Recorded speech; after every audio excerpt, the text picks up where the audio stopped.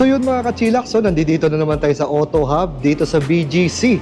And ngayon, nakita ko na naman to sa Facebook, no? Natutuwa kasi ako dito dahil ito ay L3. Alam niyo naman, pag narinig mo ngayon yung L3, sa pagkaalam ko sa ngayon, ay pwede ito sa mga main road at national road. At tamang-tama na dito si Sir para pakilala yung bagong unit. Wala pa tayo nito. Sir, pakilala ka muna, Sir. Hello po, ako po si Ralph, ang product specialist ng Segway Auto Hub. Bale, ipapakilala ko po yung first unit natin. Ito po yung middle unit natin, which is E110L. Ang specifications po niya is 1,800 watts rating, and then maximum po niya is 2,200 watts. Wow, lakas. Ang battery naman po niya is lithium ion. Tapos yung specs po ng battery niya is 72 volts, 24 amps. Tapos ang body is IPX5. So pwede po yan sa ulan, pwede po yan sa dumi. And then yung battery naman po IPX7. So 1 meter, 30 minutes, kaya po niya. Range naman po, maximum niya is up to 110 kilometers. Tapos yung sa disc brake, front and rear. Tapos yung gulong naman po, 12 sa front, 10 sa likod. So magkaiba, no? Yes, magkaiba. Tapos, ang mga units natin ng Segway ay direct drive. So, lahat ng mga motor niya is nasa likod na. So, mas malakas, medyo mas may punchy yung pagkahataw niya. So ito ba, Sir, itong pala meron, no? Center stand at side stand. Ito bang side stand natin, Sir, ay may kill switch pagka binaba ay mamamatay for safety?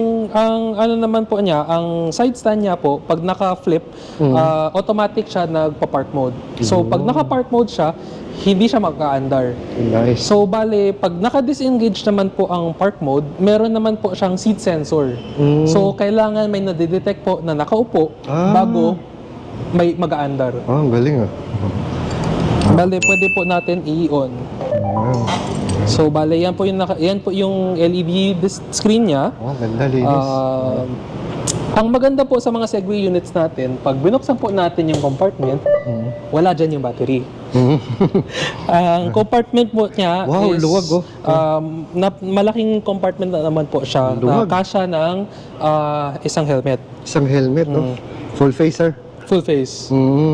Siyempre, depende rin yan naman sa kung malaki yung full face mo full or face, maliit. tama. And then, yung battery naman po niya is nasa floorboard. So, bale, ang battery po niyan is lithium ion na 72 volts, 24 amps. Ngayon, ito po, ang unit na to, kasama niya isang battery lang. Eventually, magkakaroon po kami ng pricing para maka-order po ng additional battery. Tapos, pinapasok lang po siya sa looban pa. Ganun? Pwede pa? So, bale, yung range mo na 110 kilometers, pwede pa yan halos magdoble ulit. Doble pa. Yung sakali, Sir, yung battery ba na idadagdag, ganyan din kalaki? Yes po. So, in other words, parang meron pa palang space Parang dyan para magkasya. second battery. Second battery niya. Nice. Mga pindutan natin dito, Sir. Bale, sa mga pindutan po, ito po yung flash natin or yung bright. And then, yung mga turning signal. And then, busina. And then, meron rin po tayong cruise control. Wow, cruise control, So, yung cruise control na yan, parang sa normal na kotse na pag binindot mo, automatic na siya mag-cruise.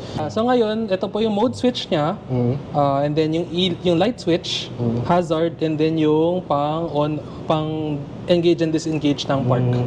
And dito na rin po yung pang bukas ng seat compartment.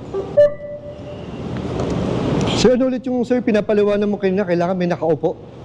So bale, yung mga units po ng E110L at saka ang N100, meron po tayong seat sensor. So, kung nakapark, yun na po, hindi po siya andar. So ngayon, kahit naka-go na siya, kahit as long as walang nakaupo o walang nakapatong na kahit ano, hindi pa rin po siya andar. Wow. So kailangan may nakaupo bago niya madidetect na good to go na. Ayan. Ang galing! Ang galing! Ang galing. So additional safety features po. Tama. Tapos ang battery nito, Sir, ay detachable, no? Yes, ang mga battery nito is detachable. Around 14 kilos yung weight. So kaya po niyang bitbitin lang. 14 kilos. Then ito, Sir, ay ano, no? keyless and with alarm. Keyless and with alarm po. Yes. So, dagdag lang natin mga kachilax, no? So, yung pormahan nito ni E110L. Ayan, nakita natin yung kanyang mga side mirror, no? Ay, naka-chrome. Ayan, chrome na dito. Tapos yung kanyang handle grip naman ay, parang color brown. So, para magkaroon ng accent.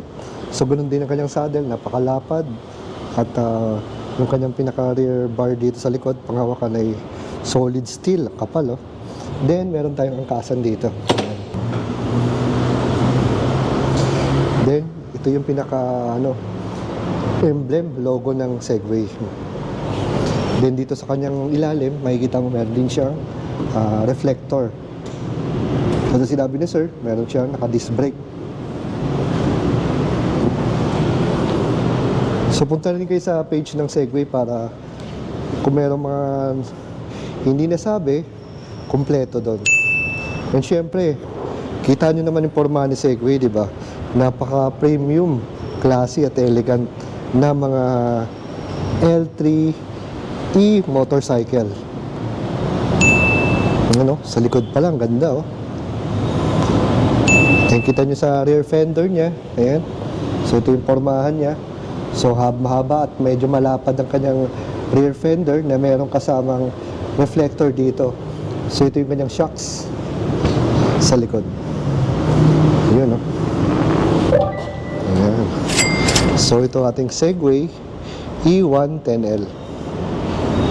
Bale po, ang available colors naman po for E110L is blue, white, and red. And then for N100 naman po is white, black, and orange. And then para sa E300 SE naman po, black lang yung available na color. Ngayon po for our promos, meron po kami ngayong 10,000 pesos cash discount para sa cash buyers. And then for N100 po, meron po tayong 25 months zero interest na installment for credit card. For E110L, 6 months. And then for E300 SE, 3 months. Yung mga participating banks po natin is Union Bank, Citibank, China Bank, BPI, East West Bank, and HSBC. Dami affiliated banks. Bale, ang mga warranty naman po natin for the units, 2 years service warranty po, 2 years service warranty, and 2 years warranty naman po for the electronics and batteries. Pwedeng i-Waze or i-Google Map para madaling makita itong shop niyo, sir. Bale, makita nyo po ang Auto Hub showroom sa tapat ng St. Luke's BGC. Regarding naman sa mga test ride, kasi syempre, ito ba kailangan per schedule o pwedeng walk-in? Sa ngayon po, medyo limited ang availability namin for demo, so kailangan po for scheduling ang mga test rides. So ilalagay na lang natin sa ilalim yung contact number or saan sila pwedeng kumontak sa inyo, sir. Yes. So yun, sir, maraming salamat sa pagpapaunlak mo sa ating mga kachilaks. Ayun, meron na naman tayo another option, isang L3 category na e-motorcycle brought to you by Segway. So again, sir, sana makabalik ulit tayo dito. Pero sa susunod natin pagbabalik ay iti-test ride natin itong tatlong to.